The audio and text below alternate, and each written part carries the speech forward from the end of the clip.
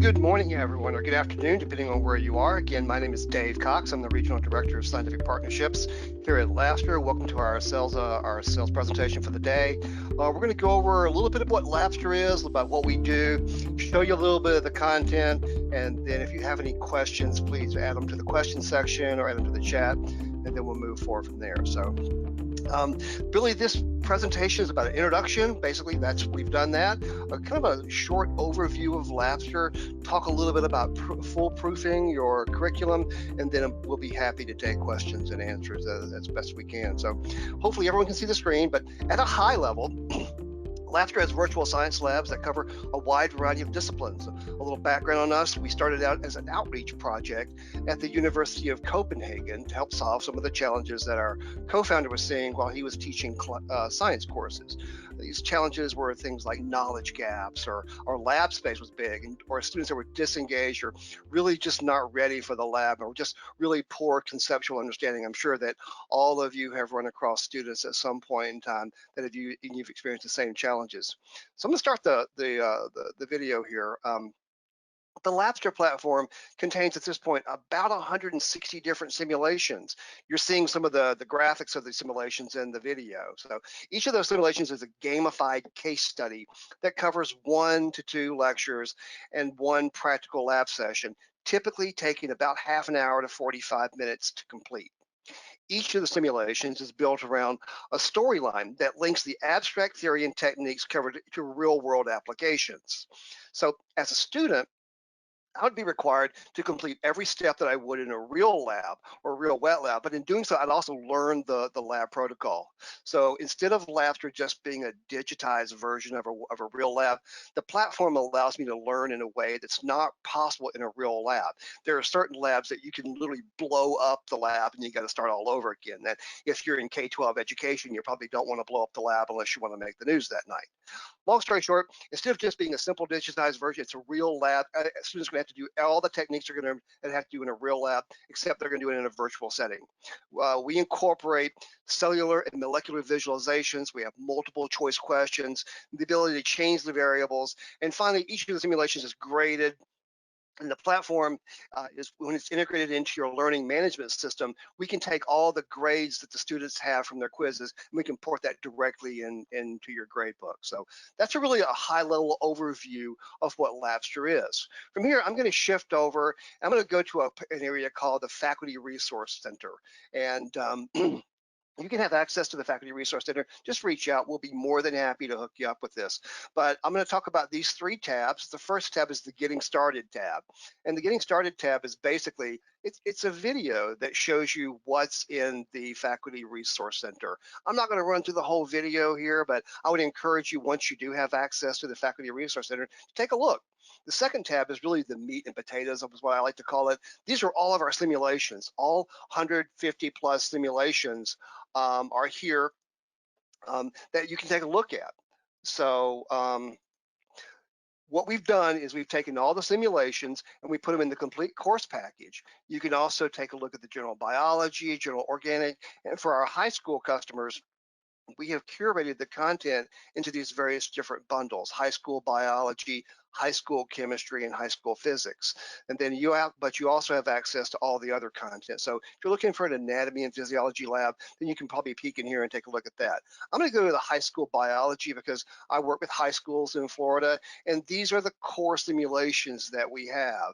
These core simulations also have related simulations, but I'm going to open up a lab. So let's take a look at cellular division, mitosis, and meiosis. I'm going to open that into a new tab. And when I go to the new tab, hopefully it'll load in just a second, what we're going to see is we're going to see a video of the lab. And if I play the video, then you'll get an idea of what students are going to see when they go into the lab. In this example, you see the icon, this is Dr. One, and she's going to guide you from station to station. You can see what's going on in the lab. But the icons or the buttons off to the right. You can play the simulation if you want to, so you can physically go to the lab and do it on your own. We have a lab manual that is a complement to all of the content in the lab, but we also have a download the PDF. And if I download the PDF, then as an instructor or a teacher, this is going to give you all of the questions and answers. It's the answer key. So all of the quiz questions that you see in the lab, you'll have access to in the download the PDF. And finally, I do like to open this up. This is read the theory.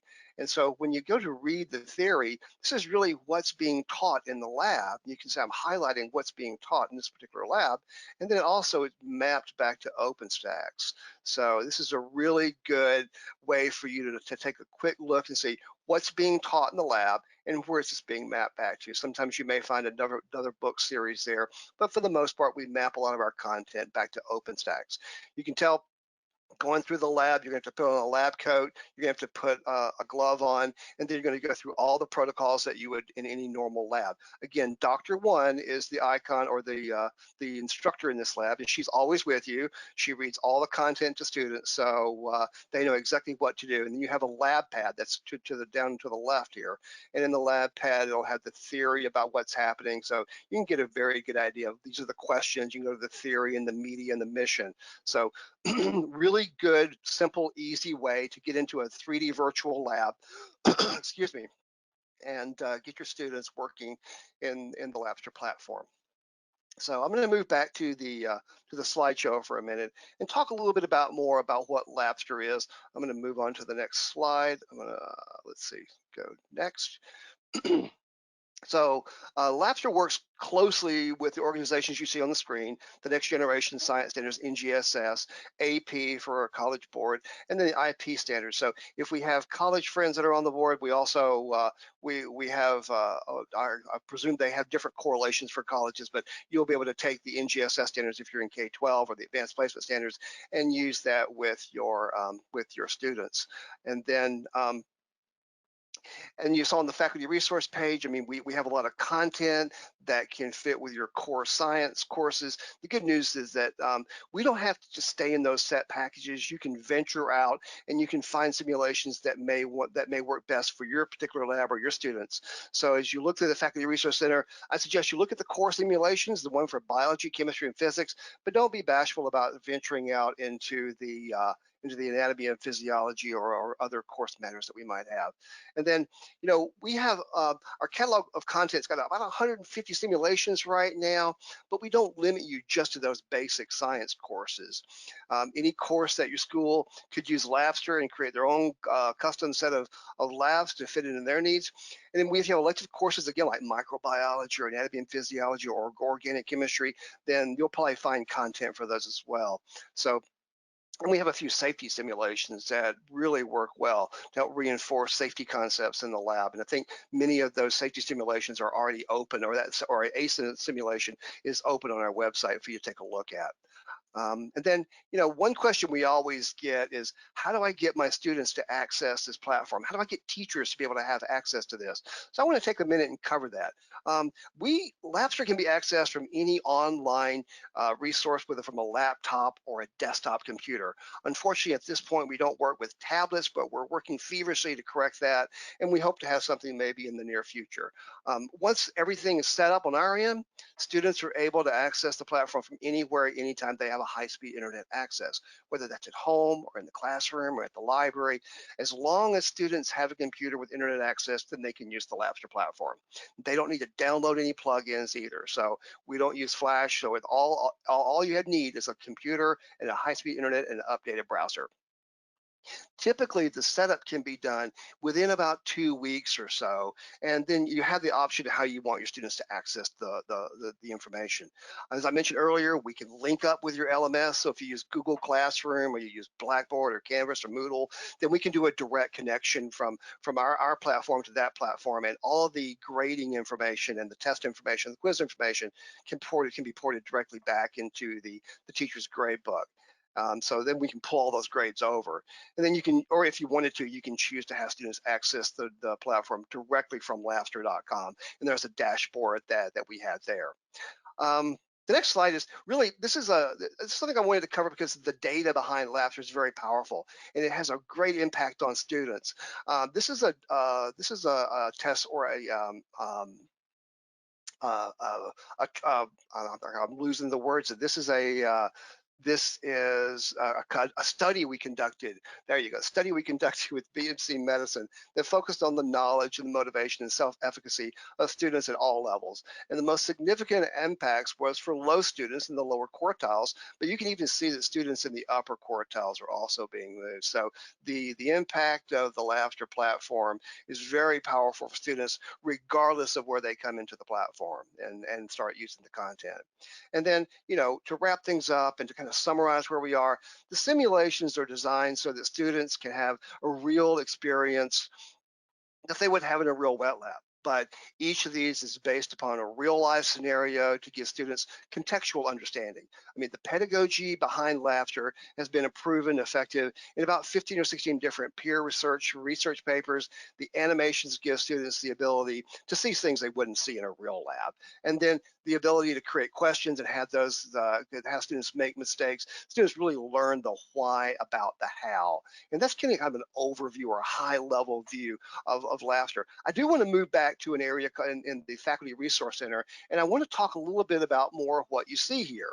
So you can see we have all the lab simulations, and then we have the last tab called Teacher Resources. And this is a great area for you to learn more about what is Labster? How do you teach with Labster? And then we have case studies. And for our high school customers, we have the high school alignment guide. So while we map to the NGSS and IB and AP, you can probably look at that if you have a crosswalk in your particular school district to see which labs would work best with your students. And then we have the research impact, student resources. And finally, we have the ability to set up and how you set up if you use the Blackboard or Canvas or Moodle or Brightspace. So this is it's a plethora of information in the Faculty Resource Center that can help you learn more about how you can use the Labster content and how it can become more effective for students. So does anyone have any questions at this time?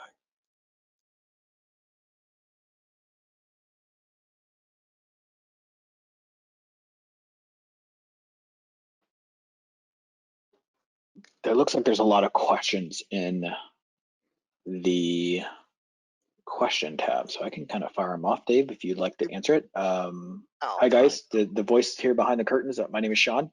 I am part of the management team here at Labster, so we're happy to answer a lot of questions. I know there's a lot of folks here that are also that are part of our college teachers, or you guys teach at the college or university level. Happy to answer those questions. I've been around Labster for a while. Or Dave is part of our high school team presenting here. So I guess we have someone who's teaching microbiology to college students in the UK. We do have a full European team that handles all of our European, Asian, African, rest of the world, what I will call it. We're based out of North America here, but our actual founding was in Denmark. So we do have a full global market and global sales team as well that can help you out with that. Dave, does Labster create or has ever created product training simulations that is not necessary in the medical or science field? That's a great question. I'm not sure we've done that. It is a really, really good question. I can kind of help answer it. We're pretty much right now focused on life sciences. That's not saying we would not explore options if we see the market need. So if you do have questions or comments, please filter them through us or into Dave. I think you can bring up your email. You can send emails to Dave and he can filter them up to me and I can pop them over to product beyond just the medical or science field. Maybe you can also add either in the questions or comment what specific fields you're looking at. We do have some stuff in engineering and physics. Right now we are looking at also earth science, geology, those types of simulations, more anatomy, physiology as well. So we're always looking to add to our library of simulations. Right now, because of where we were founded from in biology, we have been really focused on life sciences as well. How many students can be on at the same time? I don't think there's a limit to the number of students that can be online at the same time in a lab, right? And go ahead, Sean. I have followed directions to share the lab with my students through Google Classroom, and they are not able to open the lab. Please help, or help, please. Karen, I am so sorry that you're having some issues. You can contact our support team through help.labster.com. That's help.labster.com for our support team, and they can help you out and help get students. That also is available to all of your students. We have round-the-clock support here at Labster, so we have support offices around the globe to help, because we also know, especially at the higher ed level, kids are doing their homework at 2 in the morning. I know I was when I was in college, but I know that doesn't necessarily help the high school student who might not be doing it at 2 a.m., but I don't know. But we do have help services and support around the clock at help.labster.com.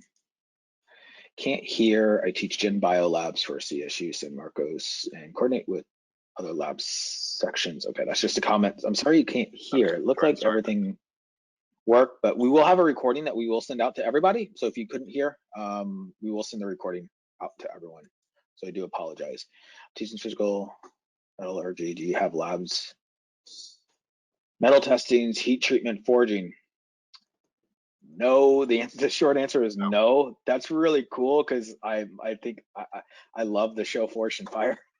That's a completely different little personal information. I just think it's such a cool craft to do when you're working with your hands and creating stuff, but no, we don't. And I don't think we're actually going down that road unless we looked at things in like physics as a storyline. That could be an interesting storyline, though.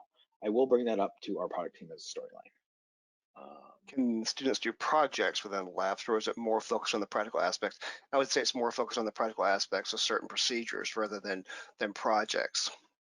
So, I mean, you could create a project, I presume, on your own and use the content to augment that. But in projects themselves, I would say it's more focused on the practical aspects of certain procedures. Okay. So, can we get the links to the research papers Dave mentioned? Yeah, I'd be happy to provide you access to the Faculty Resource Center. Is that what you're asking for? If that's the case, then just let me know. You can email me directly if you would like, and then we can put you in contact with the account manager for your area and be happy to hook you up with that. Yeah, and all of the research is based there in the faculty resource page under research impact. So we try to be as transparent as possible and can share those research articles right there. So that's great. Happy to. I've used the code that we have as a Labster. Okay, that's another comment. Wow, there's a lot of questions here. I'm trying to expand all the way. Wow. Do simulations allow students to gather different trials? Would it be suitable for designing investigation? So all the students play the exact same simulations. There is some variability in some of the simulations, but I think what you're getting at is, can you kind of change the variables so that way students get different outcomes? Right. At some point, all the students get the same outcome.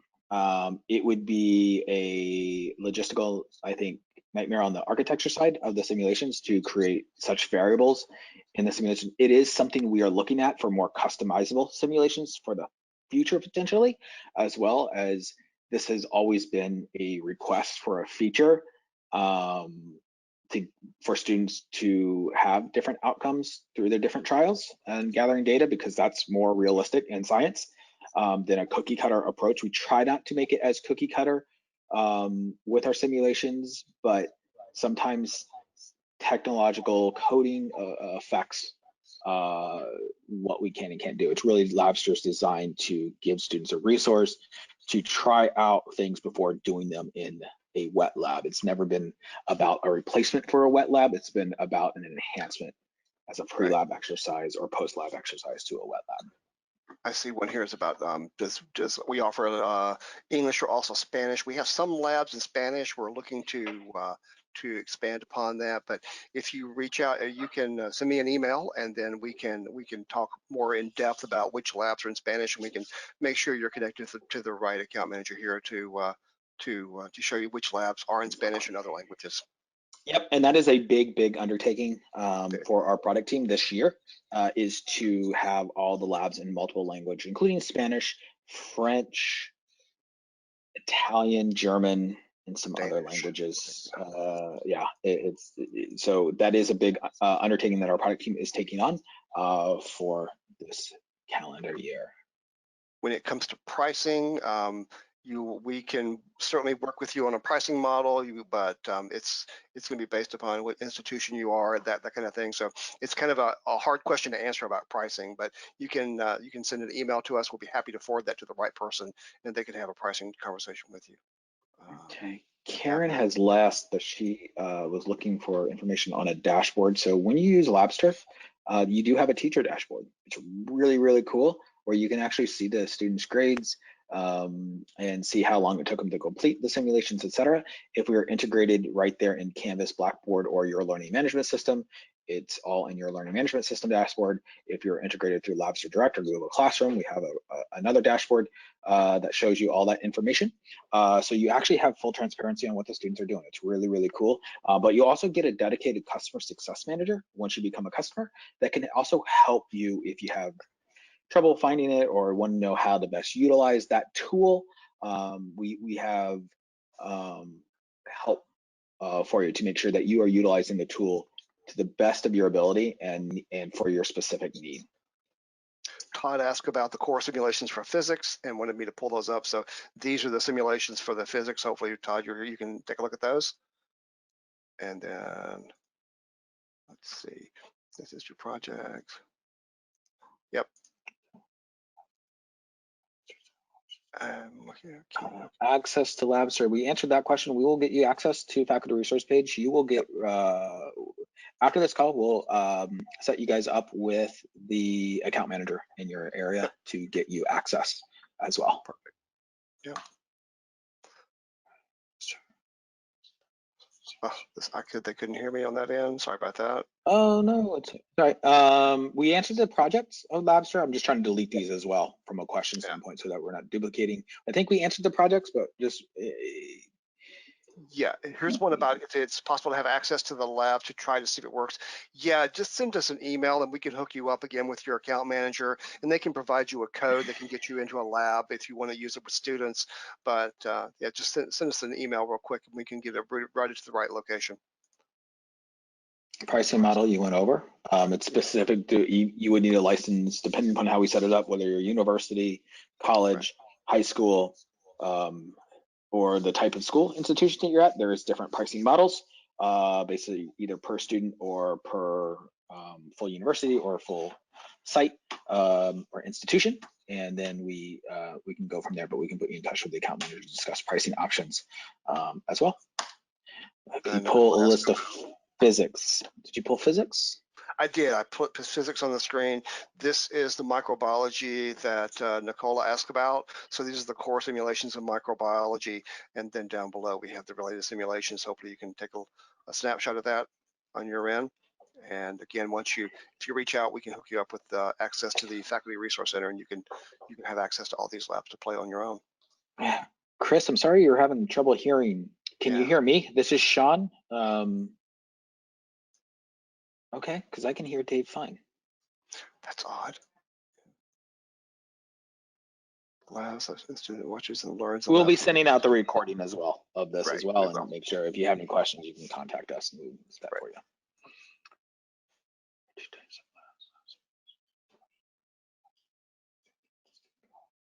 So this question from Daniel is pretty interesting for those who are still on the line.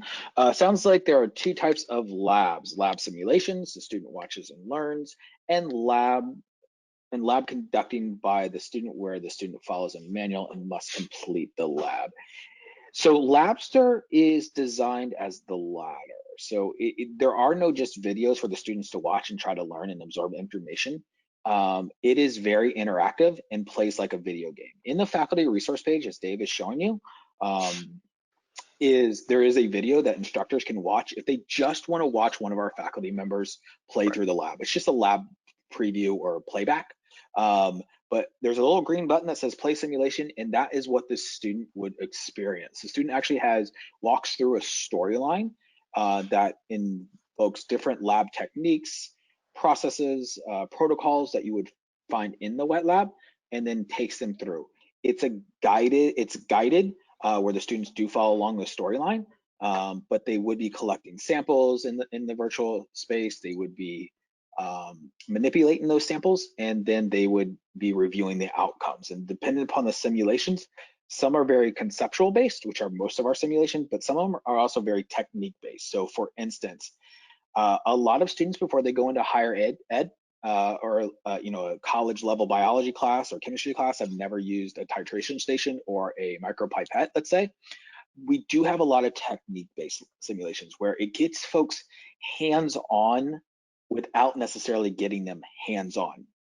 Literally hands on. So maybe you have expensive equipment in the lab and you want them to be able to know what buttons to push or what buttons close doors or how to properly plate streak or things like that before they jump into the lab. So we do have some technique-based simulations as well where they can learn. So that's how the Labster simulations are designed. They are a gamified version of the wet lab where the students actually manipulate everything themselves, similar to a video game where they have to point, click, and do the procedures themselves. And what you just saw on my screen was me opening up the mitosis and meiosis lab. And it's normal for us to preload the entire lab so that once you get into it, the experience is smooth and seamless. But you will notice that it took me a little bit of time to load that lab. I'm in the sandbox area. The Faculty Resource Center is a sandbox area. So depending on the time of the day and the number of users at the site, it could be a little slower and it could be faster at certain times of the day. So you just need to understand that when you're going to the Faculty Resource Center, there could be thousands of people going to that lab at the same time. But once it's preloaded, I hit the start button and I'm in the lab and I'm good to go. Okay, Chris can now hear. That's awesome. Chris, glad to know. Welcome to the table. So are there project type labs? Student is given a problem and must design, test, or experiment. There are a couple basic labs where they do it. I think are experimental design. They have to design the experiment, but most of this, almost all of the labs actually walk them through the storyline. So they're not necessarily quote unquote designing the test protocol, but it will walk them through protocols. But there are sections, depending upon the lab simulation, where they have to kind of choose their own storyline of what best to do. I know that's a big answer. It's really dependent upon the simulation itself, and we have over 160 simulations. So it's really kind of just getting your hands dirty in the simulations to see exactly what it fits your need. If you're in higher ed or even in high school and you have a syllabus, we can always map the simulations that best fit. We have a full education team that can map the simulations that would best fit your course topics and course objectives. So that way you can say, okay, we're learning about meiosis and mitosis this week, and we're doing an experiment on meiosis and mitosis. Here are the lab simulations that would best fit that. Or something like in the beginning, where lab safety or experimental design is important. Those are great simulations to start off the school year with. I think we talked about the links to the research papers. I think that's on the Faculty Resource Center. Reach out. I'm just closing out.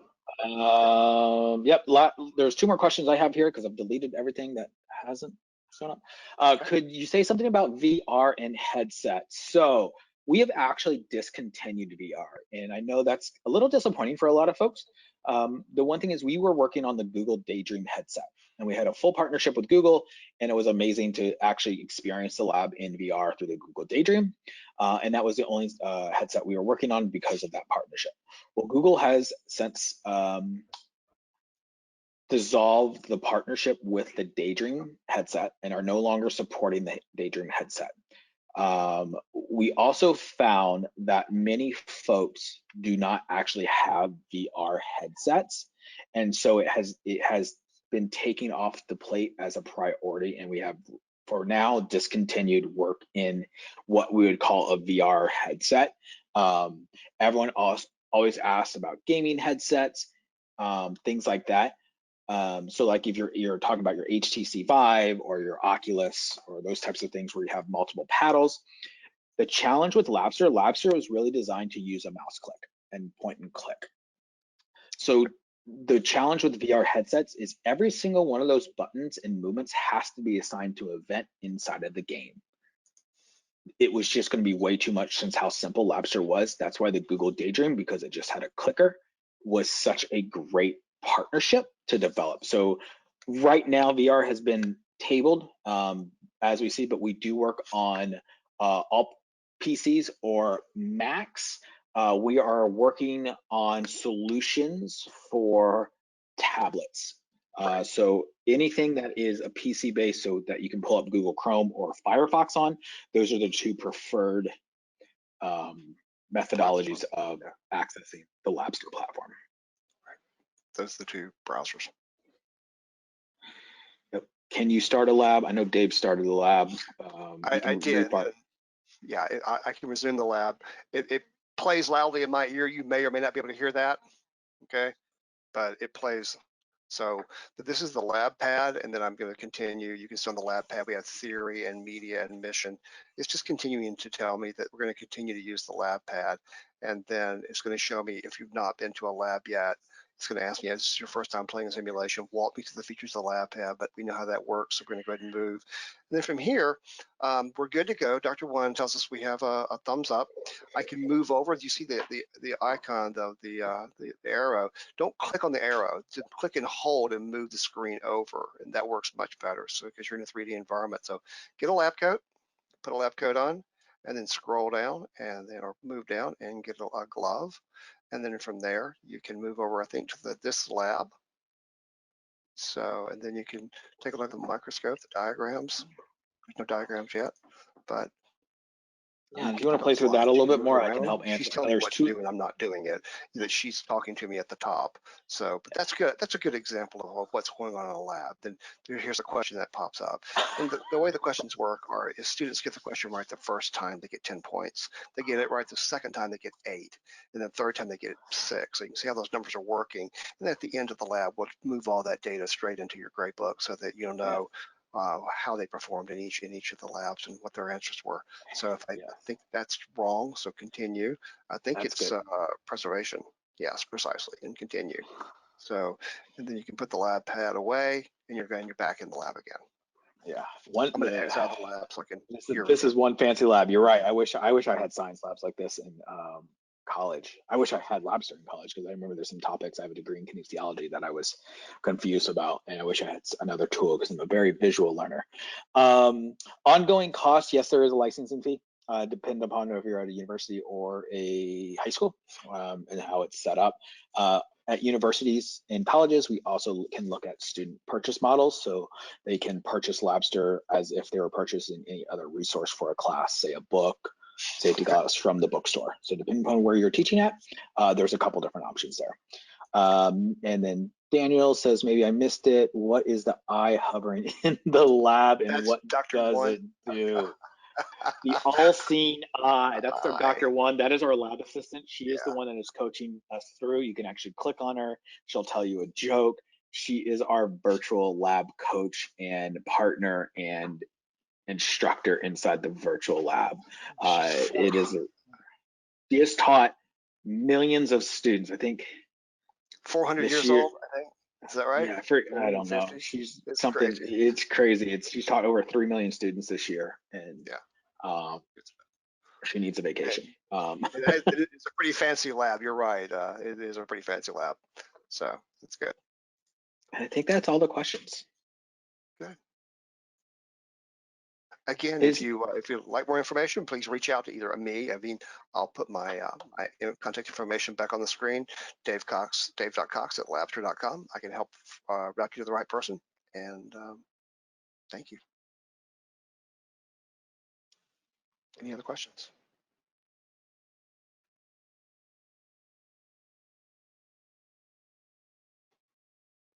Is that it?